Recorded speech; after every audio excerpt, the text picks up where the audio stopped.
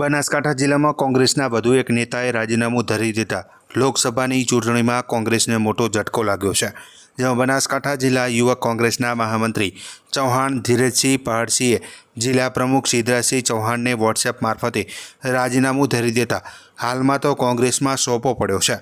જેમાં મુખ્ય કારણ કોંગ્રેસ દ્વારા રામ મંદિર નિર્માણના આમંત્રણને अस्वीकार करता कांग्रेस पार्टी में रहવું योग्य न लागતું હોવાનું તેમજ યુથ કોંગ્રેસમાં મહામંત્રી તેમજ પ્રાથમિક પદ પરથી રાજીનામું આપું છું તેવું નિવેદન સોશિયલ મીડિયામાં જોવા મળ્યું હતું। ઉલ્લેખનીય છે કે થરાદવાવ વિધાનસભામાં કોંગ્રેસના વફાદાર ગણાતા સાથીદાર યુથ કોંગ્રેસ તેમજ કોંગ્રેસના હોદ્દેદારોએ કોંગ્રેસ છોડી કેસરિયા ધારણ કરતા બનાસકાંઠામાં કોંગ્રેસમાં નાસભાગ ચાલી રહેલી હોવાને લઈને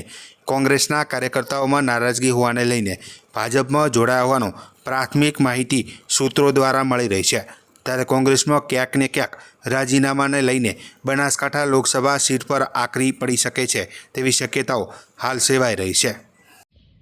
नमस्कार, हूँ धीरजसिंह चौहाण बनासकांठा यूथ कांग्रेस महामंत्री पदेथी हूँ मारू राजीनामું આપું છું। વડાપ્રધાન શ્રી નરેન્દ્ર મોદીના વિકાસના કામો કલમ 370 અને જ્યારે રામ મંદિરનું ભવ્ય નિર્માણ થયું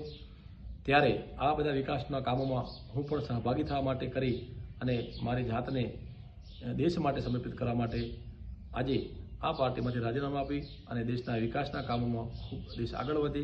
એના માટે અને જ્યારે રામ મંદિરનું નિર્માણ થયું ત્યારે કોંગ્રેસ પાર્ટીએ તેનું અસ્વીકાર કરી અને દેશનું અપમાન કર્યું હતું ત્યારે આ પાર્ટીમાં રહેવું મને યોગ્ય લાગતું નથી। તેથી હું મારું રાજીનામું આપી